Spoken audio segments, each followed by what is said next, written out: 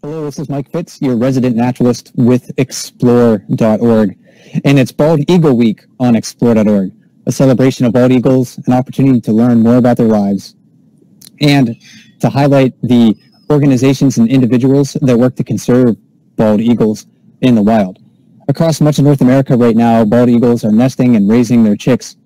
However, not long ago, the survival of bald eagles as a species really was in question. Through the work of dedicated conservationists and changing values in our society, these birds have the opportunity to thrive once again.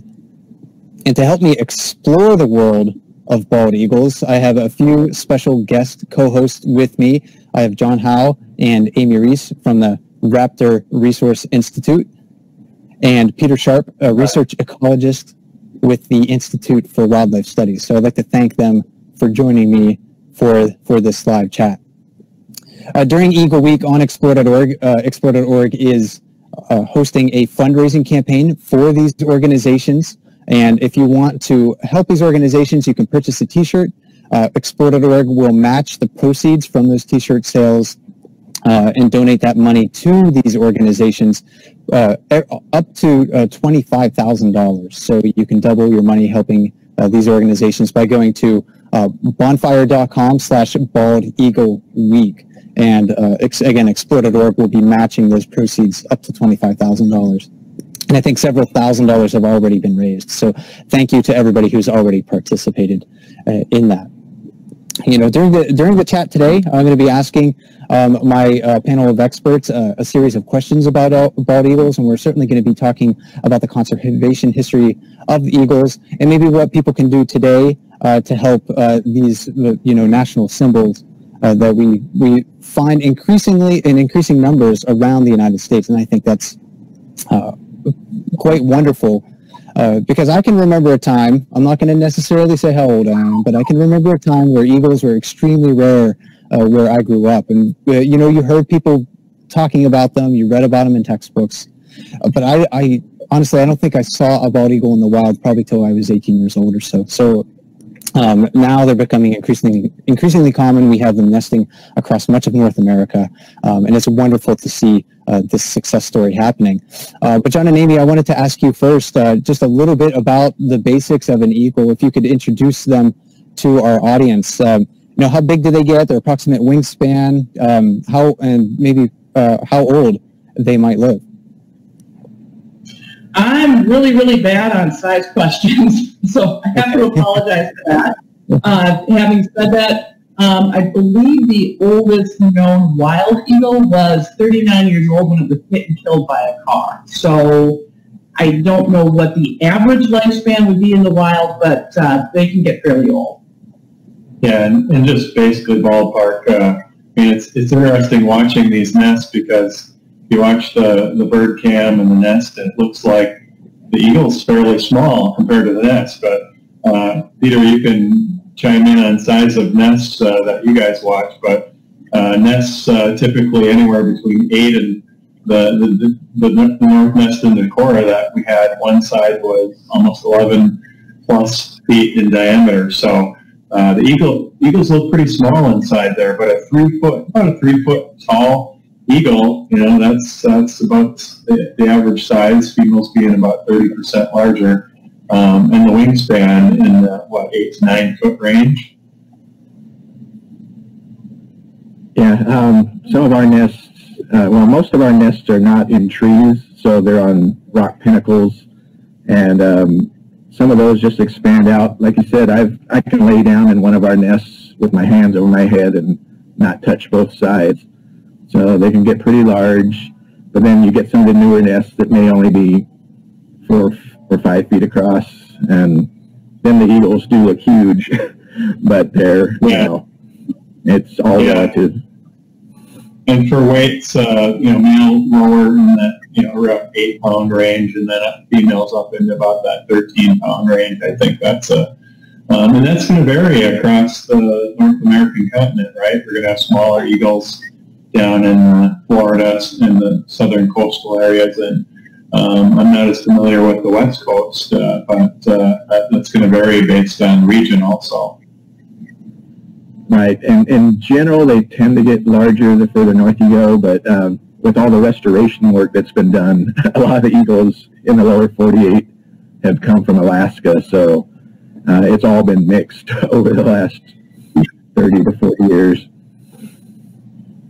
Peter, you mentioned something interesting about a lot of the nests in your area being on the ground. Maybe I should add and give our panelists here an opportunity to talk about where you do your primary work, for example, because you're not in the same area of the country, right? So yeah, if Peter, if you want to kind of introduce your study area, and then we'll move on to John and Amy. All right. I work on the California Channel Islands, which are islands about 20 to 60 miles off the coast of Southern California. And we've been restoring eagles out here since 1980.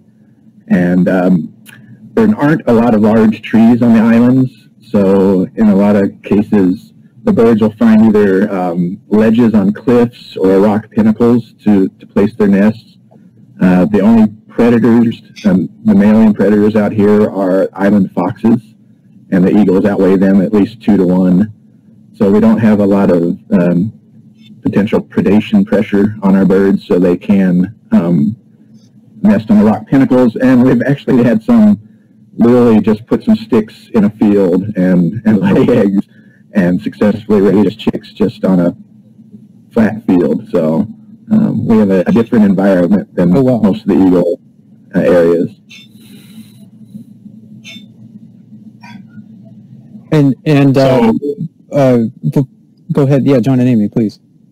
Yeah, so in the Iowa area, which is where our 2 main broadcast nests are here that we've been monitoring, we're talking 60, 70, 80 feet up in a tree. And the 2 nests that we're working with right now are cottonwood and fish hatchery nest, and then a white oak and the Decorah North nest.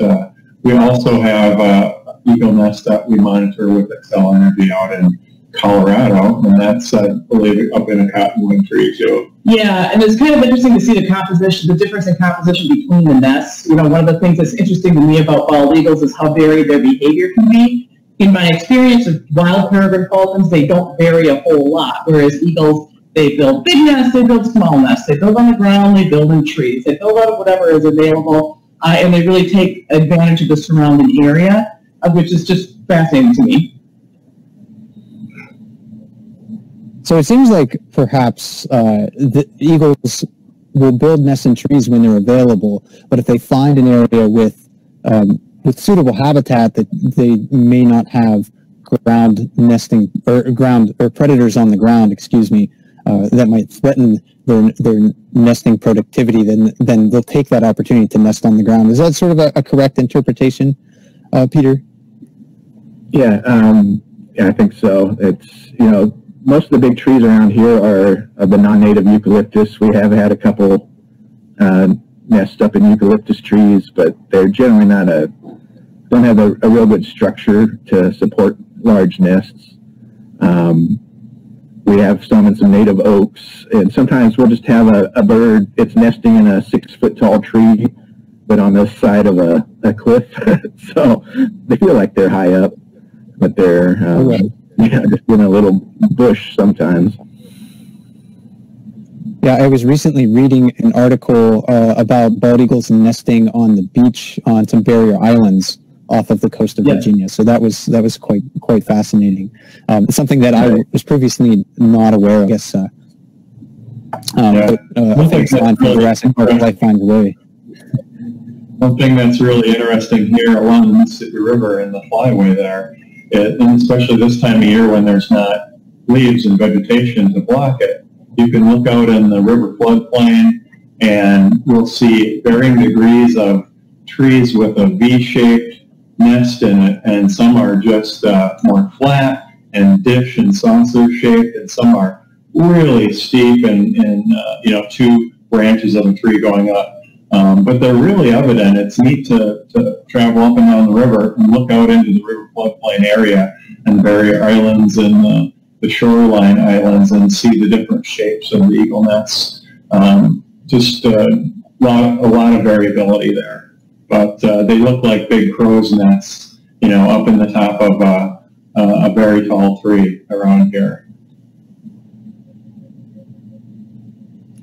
And with bald eagles on explore.org, right now we can watch, at least 4 or 5 different nests. I actually kind of forget, so I apologize for that. The eagle audience out there is going to be commenting right now, and they're going to be saying, hey, you should know that. But then again, I apologize. But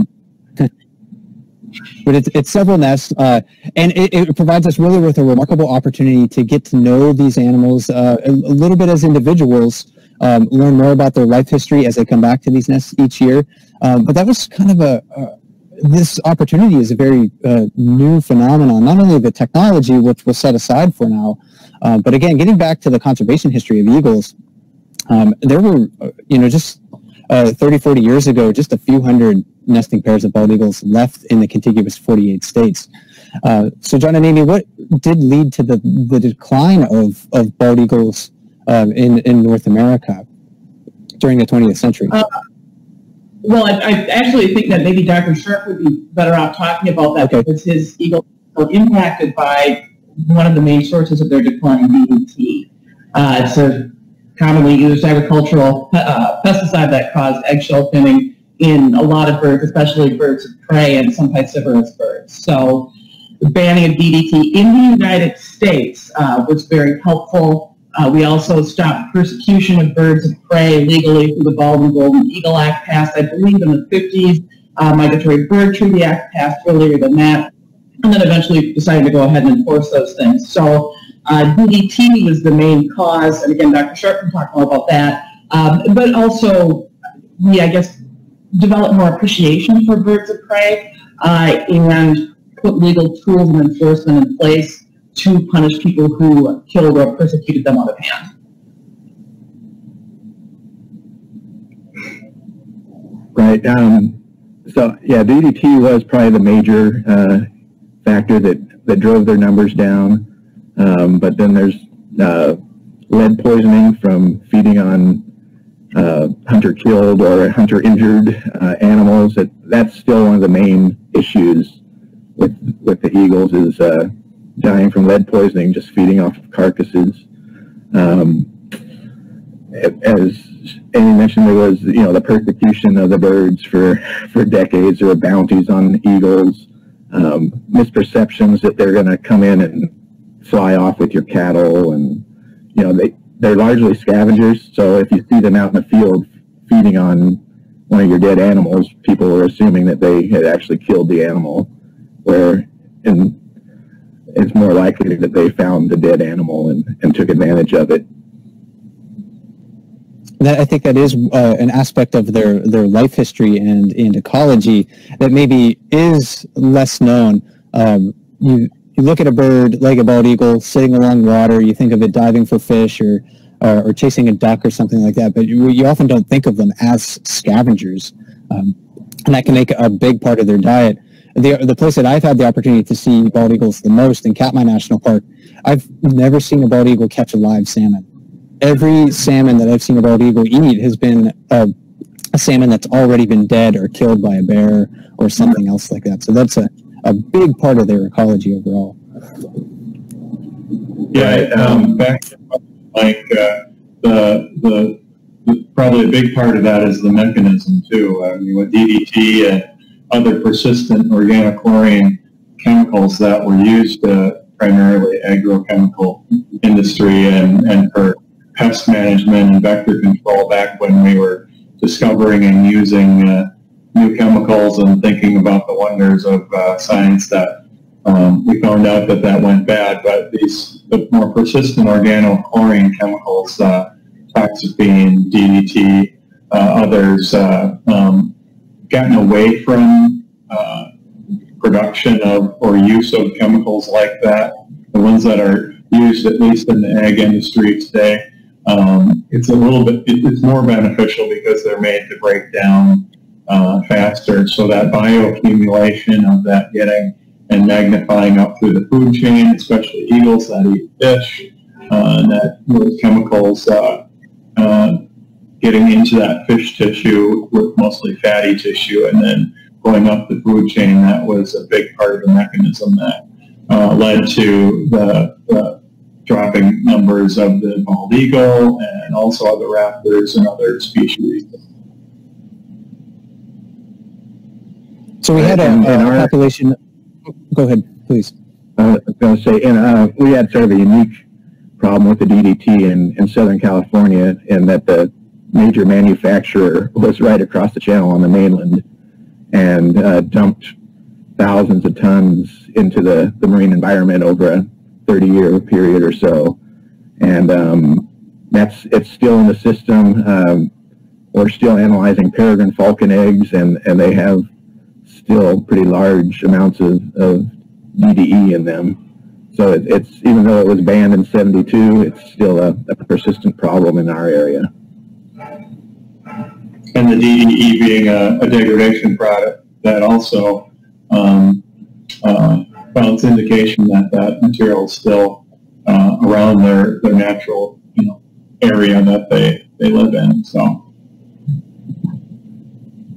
that is a remarkable fact to consider, since like you said, the DDT has not been manufactured in the United States since since the early 1970s. It was banned in 1972. Yet that the chemical, or the breakdown of it, that chemical is still in the ecosystem, still affecting these birds, still accumulating through the food chain. So our actions, of course, do have long-term consequences, and we're fortunate, though, that bald eagles have been able to recover in the United States. We see much larger numbers, even though they still face several threats, and we might kind of touch on those in just a little bit. But I wanted to ask all of you about the recovery of bald eagles. We mentioned before legislation that has greatly helped, like the Endangered Species Act, the Bald and Golden Eagle Protection Act. Government action also, has made a big difference in the recovery of eagles through the banning of DDT.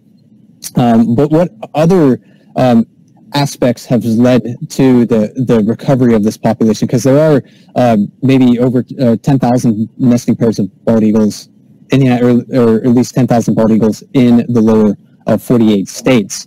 A big part of that is that people's general all-around acceptance of the eagles, and I think that's one thing that the Raptor resource project has been working towards over the past several years as well. So, John and Amy, do you want to talk about your efforts and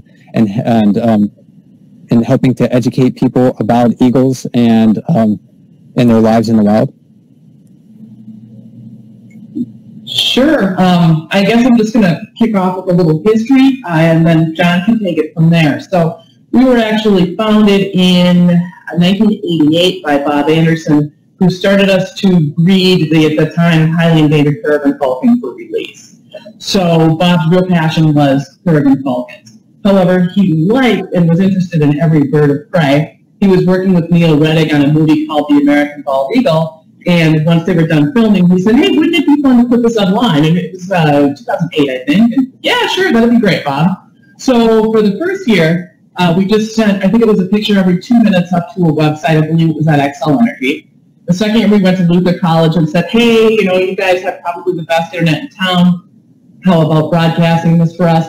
They said, "Sure." At the end of the year, though, they were happy to continue partnering with us, but it was also clear that it would be okay if we went somewhere else. Their mission was the college, not broadcasting an Eagle Cam. So we went to, at the time, Ustream, and sort of it exploded. We didn't expect that it would happen to the degree that it did. So that was a real experience for us. And I guess, John, you can take it from there. Yeah. So, the whole part of technology, I mean, that's really the interesting part about that. What just several folks can do with technology and a bald eagle cam, right? So I think the thing that is so interesting looking back on this, and just even the interest that's there and the following, and I'd call it a love affair with the bald eagle, is that they're so beautiful, they're so majestic, and people hadn't really seen them up close and personal like that. The majority of the American public hadn't seen that, and even the world for that matter. Yeah. So that first documentary came out, American Eagle, on PBS Nature, and part of that was this guy, Bob, who put this cam up in the nest and talking about that story, and that was about 2008. When the cam went viral in 2011, over 270 million people watching that cam in 1 year. It went to show that love affair, basically, that people have when they get connected with nature. It spawned a lot of eagle cams. I think you couldn't even count. There's got to be at least about 50 eagle cams out there across the country and the world right now. So it really, just the eagle cams kind of started springing up like weeds after that. So that connection and that public outreach, I think, is something that we're working to capitalize on, to raise awareness for researchers like what Peter's doing with bald eagles and what we do with garden falcons. That's a huge thing, because we're migrating into new generations here that did not get to live through that. I mean, I didn't get to see eagles or falcons when I was a young man, but I remember the first one that I saw. It was a pretty amazing experience. And so telling that story, the Conservation Success story of the Endangered Species Act and Rachel Carson and others that raised the warning flags of what was going on, and people and our scientists and our government doing something about it, really, that educational component is so important. And I also want to add real quickly, we're always warned not to anthropomorphize animals, and I know from personal experience in the field that it's a bad idea and you can get hurt doing that. Having said that, I think when people started watching the eagles, they were absolutely shocked to find that they had a life in some ways not too dissimilar to ours. They form families, they have young, they care for their young, they act in interesting ways. So I'm not saying that they think like us, but people looked into that nest and saw something of human life reflected in that nest, and that engaged them in a way that they didn't anticipate or expect, and that we didn't anticipate or expect. That's an important point, and I think we can see that in probably most animals. If we really take an opportunity to watch them closely, we see that they care for their offspring in different ways. Many of them have family lives that you're talking about. They struggle with hunger, and a lot of the same things that we do in our daily lives. Sometimes these animals, though, need a little bit of a nudge to recover on their own, and I think that's maybe something that Peter could talk about, because to get bald eagles restored to Channel Islands, it took a hands-on effort. Yeah, and it was especially hard because of the local DDT problem. So on the Channel Islands, all the eagles had disappeared by the early 1960s, and we started reintroducing them in 1980 by building release towers, which are large cages up on stilts, getting young birds from nests, or the San Francisco Zoo's breeding colony of eagles, putting an 8-week-old bird up in these towers, feeding them for a month, and then opening the doors and releasing them onto the islands that way. We released, I think, about 33 eagles on Catalina Island between 1980 and 86, and then expanded up to Santa Cruz Island in 2002, releasing another 60-plus eagles up on that island. And when we started getting our first breeding in the late 80s on Catalina, all the eggs were breaking in the nest, and that's when we found out that there was still a huge amount of DDT contamination in their eggs. So at that point, we actually had to go to an active manipulation of the nests, in which each spring we'd find the nests, wait for them to lay eggs, and then as soon as the clutch was done, we would go in, remove the eggs, fake eggs in the nest for the adults to continue to incubate, and then try to hatch out the chicks in incubators and foster them back into the nest. So we were doing that through, on Catalina, we did that through 2008 because there was just still a huge contamination problem. When we started the work up on Santa Cruz Island, we were planning not to do any of that manipulation. It was just to see if that island, which is further from our contamination source, whether those birds could breed on their own, and they did starting in 2006. And today, do you have a good number on or estimate on the population in the Channel Islands? Usually about 50 to 60 eagles. We have about 20 breeding pairs now scattered across 5 of the 8 Channel Islands. And we have younger birds that come and go between the islands or to the mainland and back. We have transmitted birds that have left the islands, gone up to central British Columbia, and come back down to the islands. So they spend the first couple of years traveling up and down primarily the Pacific states, and then when they're about 4 years old, start trying to find a territory to set up. Bald eagles right now are no longer listed as a threatened or endangered species in the United States. So we can look to the recovery efforts, the education efforts of these organizations, and seeing that it's been in government and seeing that it's been a great success. But eagles aren't necessarily free of threats in their lives. So we touched on a little bit of this earlier on, but I think it might be important to recap maybe what are the challenges that eagles face today in their lives. Peter, do you have any insight you want to lend to that question?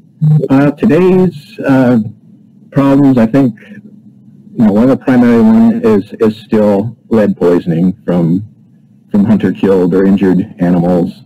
Even just leaving the gut piles behind in the field, that can be enough to kill an eagle. Electrocution is still a major problem, at least for our eagles that get to the mainland. Being hit by cars, because they are scavengers, they like to feed on roadkill, and oftentimes they don't get out of the way of approaching vehicles.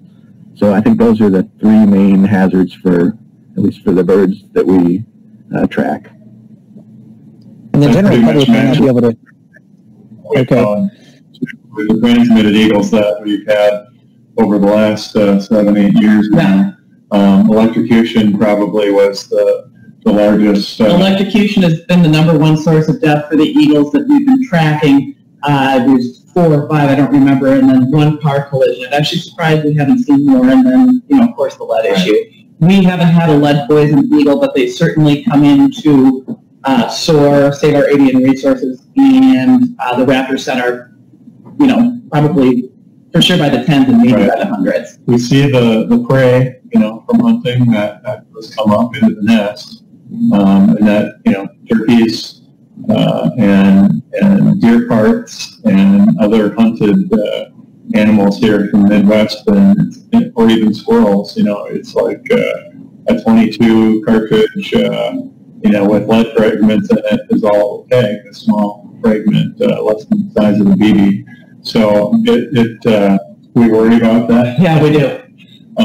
But we also, Dave Pester and Amy and I and others here, we do take and help recover injured birds, and that seems to be taken to rehab centers. And it is a huge issue, I think. And unfortunately, it looked like we had some progress a couple of years back in helping us move in that direction of helping remove lead, and a little bit of a step back here, but hopefully our public desires and what we want to do as far as helping push that issue, and it's going to have to be, I think, at the local level, and people, hunters and others, stepping up and basically saying, we're gonna do this because it's the right thing to do for eagles, and it's the right thing to do for all of us who enjoy and eat this game that we hunt. Exactly. Yeah, lead-free ammo is available. So if you are a hunter, you value eagles, you value waterfowl, and just birds in general, yeah, try to migrate over towards lead-free ammo. I think that can make a big difference in helping to protect eagles in 2019 and beyond. So that's, I think, one thing that people can do to help bald eagles. But John and Amy, what about eagles and other raptors? Are there other steps that people might be able to take to help these birds thrive where they live? Well, when it comes to peregrine falcons, our nest box program actually was quite successful, although because we get called about this a lot, you have to have suitable habitat. You can't just put a nest box up anywhere. But you can make space for them in their lives. You can create habitat. Depending on the species, you might be able to put up a nest box as long as you're willing to invest the time into taking care of it and making sure that it's actually productive. Those come at the top of my head immediately. Yeah, as far as eagles and peregrine falcons, a big part, and really probably the reason that I'm involved with this organization, what I'm doing right now is Landowners and Conservation. So being a landowner where historically peregrine falcons had been, and eagles, there's eagles, there's a large eagle nest at the base of the Great Spirit Falcon Cam. That's our family property, but there's a large bald eagle nest right down underneath where the Top Gun peregrine falcon manages and controls who it lets go through its territory. But the landowners and conservation of the areas where the birds nest and where they call home, and their hunting areas, that's a huge aspect of what the public can do. So promoting and helping keep areas that are used for roosts and migration and for nesting, I think, is probably the biggest thing that the public can do, for these types of raptors. Clean air, clean water, and habitat. And Peter, what tips do you have for people who want to watch bald eagles in the wild? I mean, that's an enjoyable experience. It's fun to watch them at their nests. It's fun to see them bringing food to their young back and forth, or to see them hunting or scavenging food. But how might people do that in an appropriate manner? Are there any tips that you could provide? Well, generally for us, when we're observing a nest, we try to keep at least an 800-foot buffer. The birds, you start getting close to that, they start getting a little bit nervous. It depends on, the birds. Some birds, if they choose to build in a tree in town, then, there's no way to keep that buffer. But that was their choice to build there.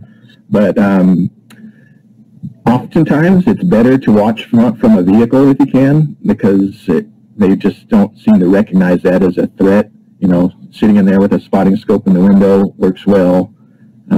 Once you start, get out of the vehicle, that's when birds start to get a little bit more nervous.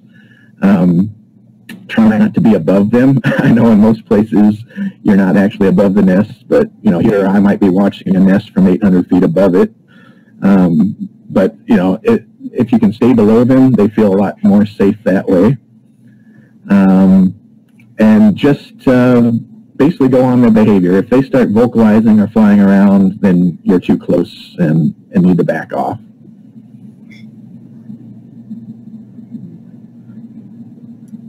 Giving birds space, I think, is probably the easiest thing to do. It's really fun to watch them, but yeah, just give them a little bit of room. I always carry binoculars with me when I'm outside. I think that's kind of one of the essential things in my naturalist toolkit that I always carry around. And it really has opened up a world of opportunity of wildlife watching, things that I wouldn't notice just with my overall poor eyesight. Sometimes I wonder what it would be like to be able to see like a bald eagle. It must be quite amazing, but I can get a little bit of that by carrying my binoculars around and watching them. And then just one last question for everybody before we conclude here. I wanted to ask you, and this is sort of a fun question, but do you have a favorite story about bald eagles? Maybe something that you observed them doing that was memorable. Maybe we can start with John and Amy, and then Peter, you can follow up.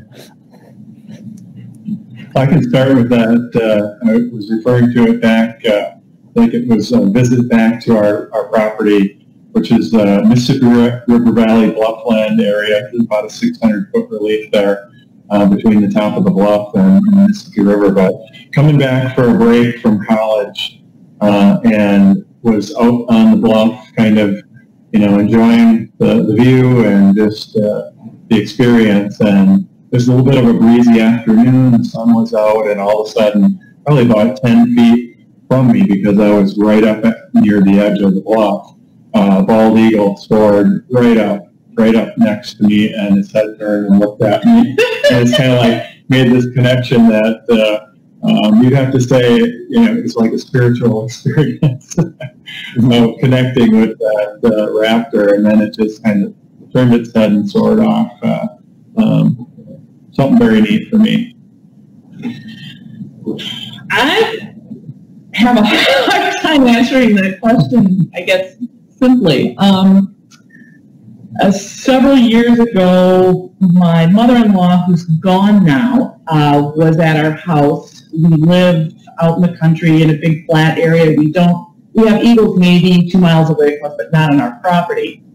And it was during fall migration, and 3 adult bald eagles flew into our yard, calling and kind of pursuing one another, harassing one another the way they go, not really seriously fighting.